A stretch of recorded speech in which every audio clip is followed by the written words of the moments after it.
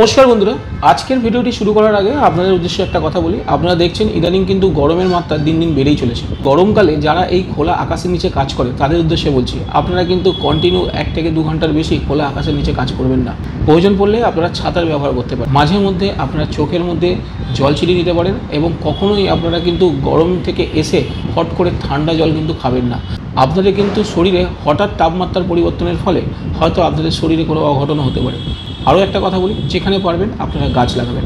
আমার ড্রয়িং রুমে সবসময় এরকম একটা গাছ থাকে, তো আপনারা যদি পারেন আপনার ড্রয়িং রুম, লিভিং রুম, বিভিন্ন জায়গায় যেটুকু পারবেন সেইটুকু ছোট ছোট এই ক্ষুদ্র প্রয়াসের মাধ্যমে আমরা কিন্তু এই বিশ্বের উষ্ণায়নকে কিছুটা মাত্র আয়ত্ত করতে পারবো। আপনারা কিন্তু আপনাদের বাড়ির আনাচে কানাচে বিভিন্ন জায়গায় গাছ লাগাতে পারেন। বিশ্ব উষ্ণায়নটা যাতে একটুখানি কমে যায় সেই দিকে আপনারাও কিন্তু চেষ্টা করতে পারেন। তো বন্ধুরা, আজকের মূল বিষয়বস্তু হলো আপনাদের পাঠানো যেসব ভিডিওর মাধ্যমে আপনারা প্রশ্ন পাঠিয়েছেন সেই সব প্রশ্নের আমাকে অ্যান্সার দেওয়া। তো প্রথম প্রশ্নটা দেখা যাক। হ্যালো প্রসেনজিৎ দা, নমস্কার। রেজিস্ট্রেশন করে দেওয়ার জন্য ধন্যবাদ। আচ্ছা, আমি জানতে চাই অমরনাথ যাত্রার উদ্দেশ্যে আমরা যে যে সমস্যার সম্মুখীন হব সেগুলো একটু জানতে চাই। নমস্কার দাদা, আপনার প্রশ্নটা আমি বুঝতে পেরেছি। আপনার প্রশ্ন হচ্ছে অমরনাথ যাত্রাপথে কী কী সমস্যা হতে পারে। তো দাদা, আপনার উদ্দেশ্যে একটা কথা বলছি। আপনি যেরকম অমরনাথ যাত্রার কম্পালসারি হেলথ সার্টিফিকেটের জন্য বিভিন্ন হসপিটাল ছোটাছুটি করেছেন এবং বিভিন্ন ব্যাংকে কিংবা অনলাইনের মাধ্যমে আপনি কিন্তু পারমিটটাও করেছেন, সেই সময় যেই রকম আপনি অ্যাক্টিভিটি দেখিয়েছিলেন সেই রকম অ্যাক্টিভিটি কিন্তু মে জুন এই 2 মাসে কিন্তু আপনাকে দেখাতেই হবে। সেটা আপনার শরীরের উপর। আপনি শরীরচর্চা করুন। শরীরচর্চা যত করবেন তত দেখবেন এই পাহাড়ের দুর্গম রাস্তাটা আপনার পক্ষে খুবই সহজ হয়ে যাবে। তাহলে কিন্তু কোনো সমস্যায় আপনার জন্য সমস্যাও দাঁড়াবেন না। সব সমস্যার সমাধান কিন্তু আপনার হাতেই রয়েছে। এই 2 মাস আপনি কিন্তু শরীরচর্চার উপর নজর দিন। শরীর যদি আপনার ঠিক থাকে, বাবা অমরনাথের কাছে অবশ্যই পৌঁছাবেন নিজের পায়ে হেঁটে। নমস্কার, প্রশ্ন করার জন্য অসংখ্য ধন্যবাদ। তো বন্ধুরা, এবার দেখে নিই আমাদের পরবর্তী প্রশ্ন।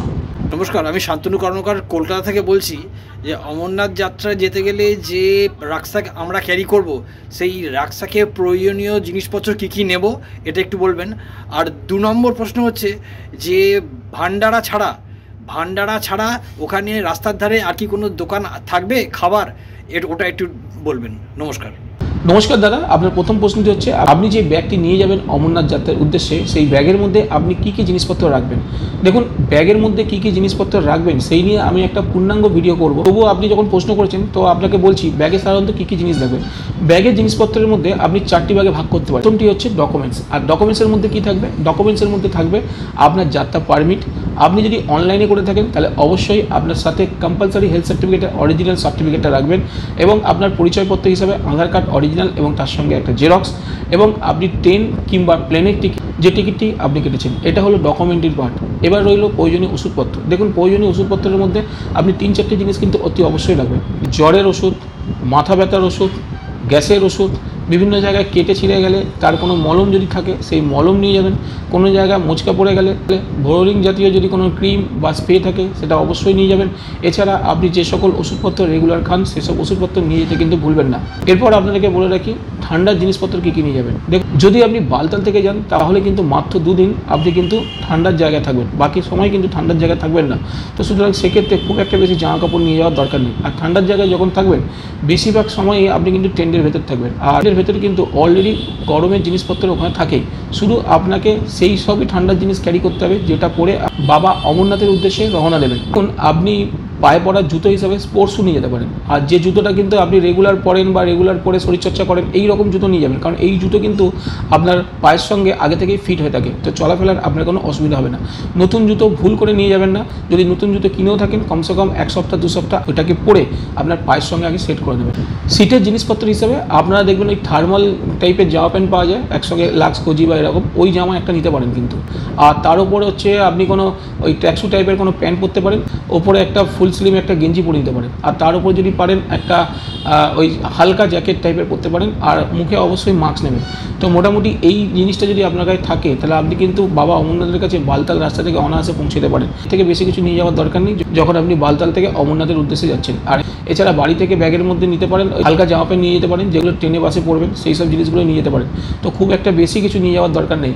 আর রেনকোটটা আপনারা নিয়ে যেতে পারেন, নাও নিয়ে যেতে পারেন। দেখুন, বৃষ্টি হলে কিন্তু আপনি হাঁটতে পারবেন না। তো বৃষ্টি হলে আপনাকে কিন্তু কোনো না কোনো শেডের মধ্যে আপনাকে থাকতে হবে। আর যদি পাহাড়ে প্রচুর পরিমাণে বৃষ্টি হয়, সেখানে আপনি যে কোম্পানির রেনকোট পরুন না কেন, আপনার শরীরের মধ্যে জল ঢুকে যাবে।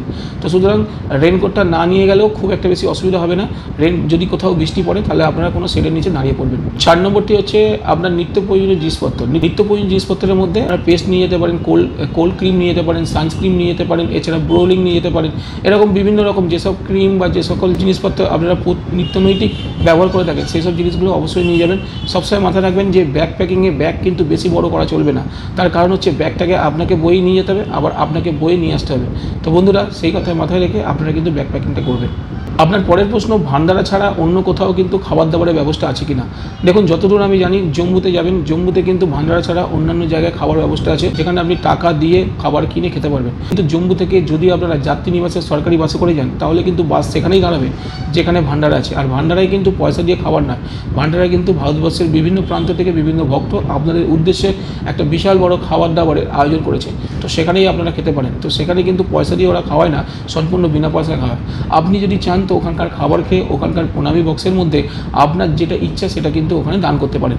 এই একটা প্রসেস আছে। নাহলে কিন্তু সরকারি বাসে গেলে কোথাও কিন্তু দান করাবে না, যেখানে আপনারা কিন্তু জলখাবার বা মধ্যাহ্নভোজন করতে পারেন পয়সা দিয়ে। এটা হলো যাওয়ার সময়। এছাড়া আপনারা যদি বালতালে যান, বালতালে কিন্তু খাবার কোনো দোকান নেই যেখানে পয়সা দিয়ে আপনারা খাবার খেতে পারবেন। পয়সা দিয়ে শুধুমাত্র আপনারা কিছু বিস্কুট, কিছু কোল্ড ড্রিঙ্কস এইসব জাতীয় কোনো কিছু কিনতে পারবেন, কিন্তু পেট ভরার মতন ভাত সবজির এরকম কোনো হোটেল আপনি কিন্তু পাবেন না বালতালে। যদি আপনি পেহেলগাঁও থেকে যান, তাহলে অবশ্যই ওখানে অনেক বাঙালি হোটেল আছে, এছাড়া অনেকগুলো আউটলেট আছে, সেখান থেকে আপনারা কিন্তু পয়সা দিয়ে আপনারা কিন্তু দুপুরের মধ্যাহ্নভোজন ও সকালের টিফিনটা করতে পারেন। কিন্তু যেই মুহূর্তে আপনি পেহেলগাঁও ছাড়িয়ে চন্দনবাড়ি থেকে যাত্রা শুরু করবেন, সেখান থেকে কিন্তু আর কিন্তু কোনো খাবারের দোকান নেই যেখানে আপনি পয়সা দিয়ে জলখাবার এবং মধ্যাহ্নভোজন বা রাত্রিরে খাবারও খেতে পারবেন। এখানে কিন্তু সম্পূর্ণ ভান্ডারের ওপরেই আপনাকে নির্ভর হতে হবে। তো দাদা, আশা করি আপনার প্রশ্নের আমি উত্তর দিয়েছি। এবার দেখা যাক আমাদের পরবর্তী প্রশ্ন কী হতে পারে। ধরুন কারো যদি 2 তারিখ এবং কারো যদি 3 তারিখ এইভাবে যদি একই গ্রুপে 2 দিনের টিকিট হয়ে যায়, তাহলে কিভাবে এটাকে অ্যাডজাস্ট করা হবে আর কি, সেই বিষয়ে একটা ভিডিও করলে ভালো হয় আর কি আমার পক্ষে। এবং শুধু আমার নয়, এটা হয়তো অনেকের ক্ষেত্রেই উপকার হবে, কারণ অনেকেরই এইভাবে গ্রুপ এদিক ওদিক হয়ে গেছে আর কি।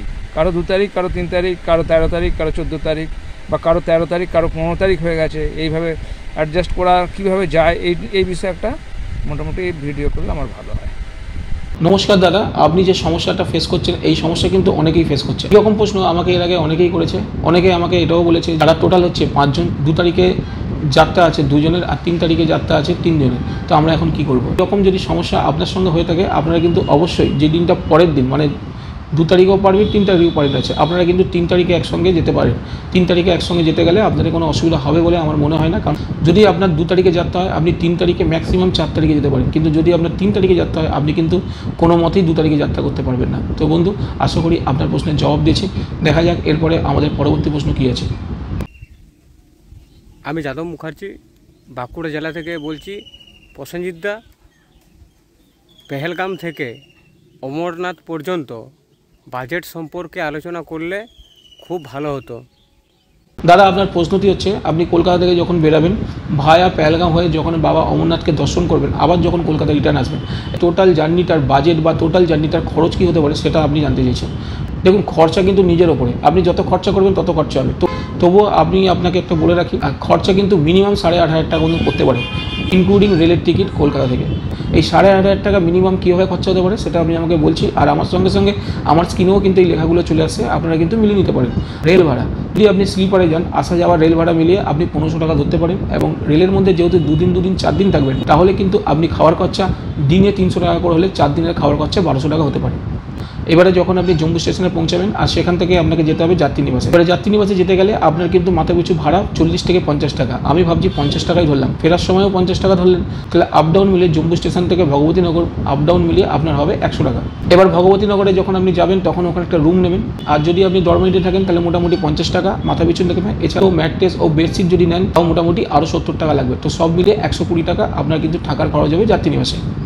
এবারে যাত্রী নিবাস থেকে বাসে করে যাবেন পেহেলগাঁও। নিবাস থেকে যদি আপনি পেহেলগাঁওতে বাসে করে যান, তাহলে ম্যাক্সিমাম খরচ হতে পারে 1000 টাকা। অত টাকা লাগবে না, তবু আপনি যদি 1000 টাকা ধরেন, যাওয়া আসা 1000 2000 টাকা। এবারে যখন আপনি পেহেলগাঁওতে পৌঁছাবেন, পেহেলগাঁওয়ে একটা ট্রেন লাগবে।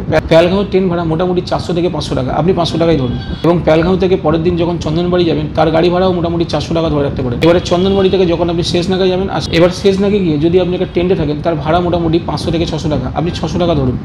পরের দিন সকালবেলা আপনি শেষনাগ থেকে পঞ্চনদীতে গিয়ে পৌঁছাবেন। এই পঞ্চনদীতে যে ট্রেনটা থাকবেন, পঞ্চনদী ট্রেন কিন্তু অমরনাথের সমস্ত ট্রেনের থেকে সবথেকে বেশি ভাড়া।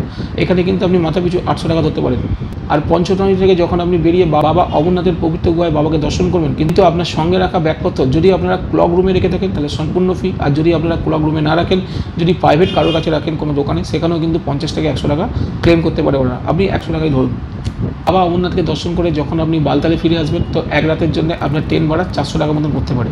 আমি যে হিসাবটি আপনাদেরকে বললাম সেখানে হয়ে দাঁড়াচ্ছে 7,700 টাকা। হাতে যদি কিছু পয়সা রেখে দেন নিজের হাত খরচার জন্য, সব মিলে যদি 8,500 টাকা নিয়ে যান, আর ফালতু খরচা যদি না করেন, তাহলে কিন্তু 8,500 টাকার মধ্যে কলকাতা থেকে পেহেলগাঁওর পথে অমরনাথ দর্শন করে আবার কলকাতায় ফিরে আসা সম্পূর্ণ 8,500 টাকার মধ্যে কমপ্লিট হবে। তো বন্ধুরা, যারা এতক্ষণ ধরে এই ভিডিওটি দেখছিলেন, আশা করি ওনাদের প্রশ্নের সাথে সাথে আপনারাও আপনাদের উত্তরগুলো পেয়ে গেছেন। তো এইরকম আরও অনেক প্রশ্ন আমার কাছে জমে আছে, প্রত্যেকজনের প্রশ্নের উত্তর আমি পার্ট টু পার্ট আপনাদেরকে দেবো। তো বন্ধুরা, আপনারা যদি এই রকম প্রশ্ন আমাকে করতে চান, তাহলে কিন্তু আপনারাও কিন্তু আপনার মোবাইল থেকে একটি ভিডিওর মাধ্যমে আমাকে শেয়ার করে দিতে পারেন আপনার প্রশ্নগুলো। কথা দিচ্ছি, সমস্ত বন্ধুর প্রশ্নের উত্তর আমি দেবই। হয়তো 1-2 দিন দেরি হতে পারে, কারণ আমার কাছে অলরেডি অনেক ভিডিও চলে এসেছে। আপনারা যাতে অমরনাথে বাবার দর্শনটা নির্ঝঞ্ঝায় করতে পারেন, সেই রকম একটা চেষ্টা আমি করছি, আর এই চেষ্টাটা আমি করেই যাব। বন্ধুরা, যাবার আগে প্রত্যেকবারের মতন একবার বলুন আমার সঙ্গে, জয় বাবা ভূতনাথ, পৌঁছে যাব অমরনাথ। জয় বাবা ভূতনাথ, পৌঁছে যাব অমরনাথ। বন্ধুরা, নমস্কার।